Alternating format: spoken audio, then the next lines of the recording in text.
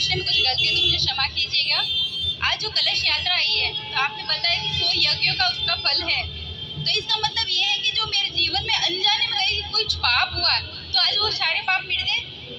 हाँ, एक शर्त पर, सही है। एक शर्त पर कि आप आगे से अब से आगे कोई पाप ना करें। अभी के तो मिट गए ना पूरे। हाँ बिल्कुल। और जैसे संत बड़ा है कि पापी बड़ा है सर, क्योंकि जो पापी लोग रहते हैं जीवन भर पाप करते हैं, अंत समय उनके मुख से सिर्फ राम कृष्ण कुछ भी वर्ड निकल जाए भगवान का तो उनको सीधा वैकुंठ धाम मिल जाता है। और जो साधु लोग रहते हैं जो जीवन भर तपस्या पाठ पूजा करते हैं तो उन अंत समय कुछ पाप हो जाए तो उनको पश्चाताप करना पड़ता है। तो ऐसा क्यों? तो फिर पापी बड़ा है कि संत बड़े हैं? और मैंने देखा है जीवन में जो भगवान में आस्था रखते हैं उनको परीक्षाओं से बहुत गुजरना पड़ता है, और जो नास्तिक रहते हैं तो उन्हें जीवन में इतनी परीक्षाओं से गुजरना नहीं पड़ता है। ऐसा क्यों? तो भगवान में आस्था रखे तो परीक्षा से इतना गुजरना पड़ेगा। जो बच्चा आगे की क्लास में जाएगा उसी को एग्जाम देना पड़ेगा। जो आगे की क्लास में जाना ही नहीं चाहे तो वो एग्जाम क्यों देगा? आप बताओ।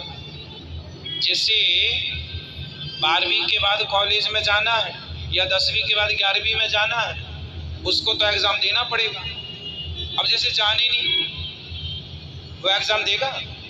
वो तो नहीं देगा। फिर तो जीवन में जब ईश्वर परीक्षा लें तो समझ लो कि ईश्वर आपको आगे की कक्षा में भेजना चाहते हैं। माता यशोदा पिछले जन्म में कौन थी? धरा थी। उन्होंने बड़ी तपस्या की, बड़ा कष्ट उठाया, बड़ा अपमान सहा, तब जाकर उन्हें आगे की क्लास में कृष्ण जैसा पुत्र प्राप्त हुआ। अब वो सोचती हम कष्ट क्यों सहें, हम तो इतने बड़े भक्त हैं। नहीं तो नहीं सहो तो घर बैठो। यदि ईश्वर की प्राप्ति में आगे बढ़ना है तो उठाना ही पड़ेगा। सुदामा जी इतने बड़े भक्त थे। हम जितने लोग यहाँ बैठे हैं हम में से कोई सुदामा जैसा भक्त नहीं, लेकिन सुदामा जैसी तकलीफ हम लोगों से ज्यादा तकलीफ सुदामा ने उठाई। बोलो हाँ या ना? हम तो भक्त भी नहीं है और हम इतने तकलीफ में भी नहीं है। वो भक्त भी थे और तकलीफ भी थी, पर इतनी तकलीफ पर भी उन्होंने अपनी आस्था नहीं छोड़ी। इसलिए बिना सुदामा की कथा के भागवत जी की कथा पूरी नहीं होती। देखिए उनका प्रमोशन किसका नाम आता है? तो जीवन में आप संघर्षों से डरो मत और ये मत सोचो कि पापी तो पाप करके आगे बढ़ रहा है। कोई लाखों में एक अजामिल जैसा होता है जिसके मुंह से मरते समय भगवान का नाम निकल आए। बाकी जितने लोग हैं पाप किया है तो दंड भोगना पड़ेगा। सबके मुंह से राम नहीं निकलता। मरते समय कोई पुण्यात्मा होगा है ना, उसके मुंह से निकलता है। इसलिए अच्छे कर्मों का फल अच्छा ही होता है, बुरे कर्मों का फल बुरा ही होता है। बुरे का कभी अच्छा नहीं हो सकता। भीष्म पितामह जैसों को कर्मदंड भोगने के लिए बाणों की सैया पर लेटना पड़ा। कौन बचा? एक का नाम बता दो। बचा कोई? कंस बचा, रावण बचा कि दुर्योधन बचा?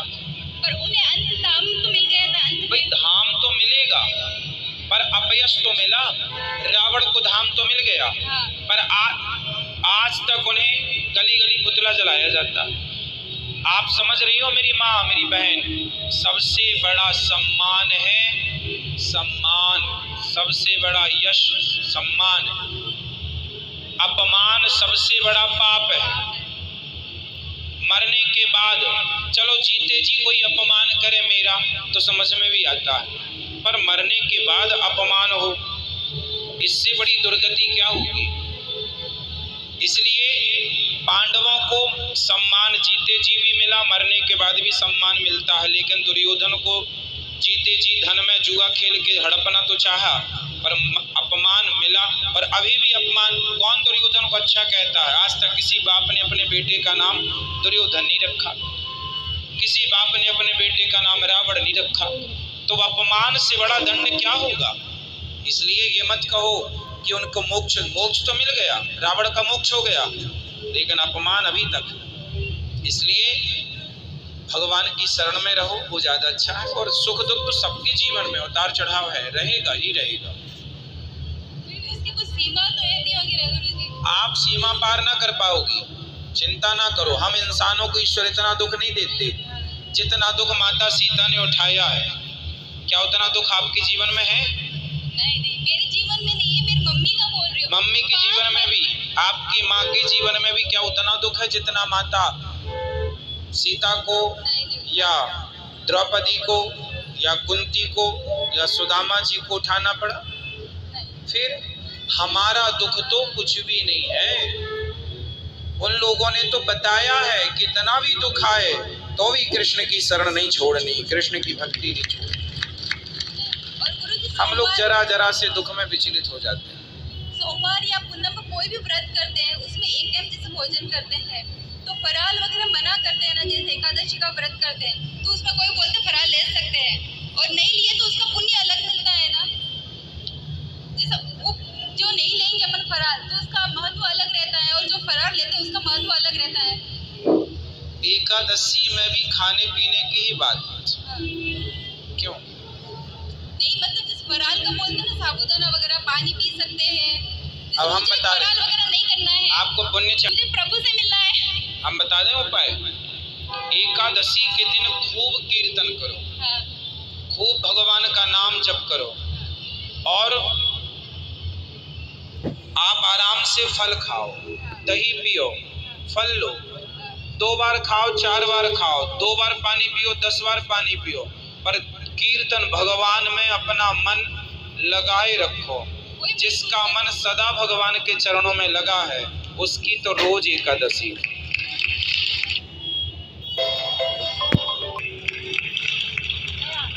एकादशी में भी क्या खाएं क्या ना खाएं, कितना कीर्तन करें, ऐसा कोई नहीं पूछता। ध्यान धरा मेरा रोटी में। जय श्रीमन नारायण गुरुजी। जी, आपके चरणों में कोटि कोटि प्रणाम। गुरुजी, आपको देखे तो मेरी आंखें धन्य धन्य हो गई गुरुजी। मेरा बहुत सपना था आपको देखने का। मैं जब भी आपको देखती हूँ मेरे को कृष्ण कृष्ण कृष्ण नजर आते हैं गुरुजी। वैसे तो कण कण में कृष्ण है, फिर भी मैं आपको देखती हूँ जब मेरे को सिर्फ कृष्ण नजर आते हैं। और आपकी वजह से मेरी जिंदगी में बहुत बदलाव आया, मेरे को बहुत खुशियाँ मिली है गुरुजी। और आपने करोड़ों करोड़ों लोगों की जिंदगी को संवारा है, उसको आगे बढ़ाया है, उसके लिए आपका धन्यवाद, तहे दिल से धन्यवाद गुरुजी।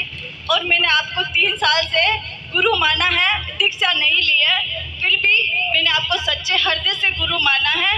और कुछ लोग गुरुजी बनाना चाहिए बोल के छोड़ देते हैं, उन्होंने गुरुजी भी बना लेते हैं लेकिन उनकी आज्ञा को नहीं सुनते, उनकी आज्ञा का पालन नहीं करते। हाँ, हमने गुरु बना लिया ऐसा बोल के सोचते हैं, फिर उनको नहीं फॉलो नहीं करते। और जब भी गुरु पूर्णिमा आते हैं जाके उनके चरणों में प्रणाम करके हमने गुरुजी बना लिया, तो ये सही है या गलत है गुरुजी? गुरु वचनों पर विश्वास करना और गुरु जी की आज्ञा का पालन करना ही सर्वश्रेष्ठ गुरु मंत्र है। आपने मंत्र ले लिया, आपने मंत्र दीक्षा ले ली, पर गुरु वचनों पर विश्वास ही नहीं है, आज्ञा का पालन ही नहीं है। गुरु जी कह रहे हैं कीर्तन करो, आप कीर्तन करते नहीं, कथा सुनो, आप कथा नहीं सुनते। गुरु जी कह रहे हैं मांस मत खाओ, आप मांस नहीं छोड़ रहे हैं। गुरु जी कह रहे हैं शराब मत पियो, आप शराब पी रहे हैं। तो फिर कोई लाभ नहीं होगा ना। मंत्र तो ले लिया, ठीक है, संबंध तो हो गया, लेकिन वचनों का पालन होगा तो उसका लाभ बहुत जल्दी मिलेगा, शांति जीवन में अपार प्राप्त होगी, इसलिए जरूरी है। जय श्रीमन नारायण गुरुजी। जय श्रीमन नारायण।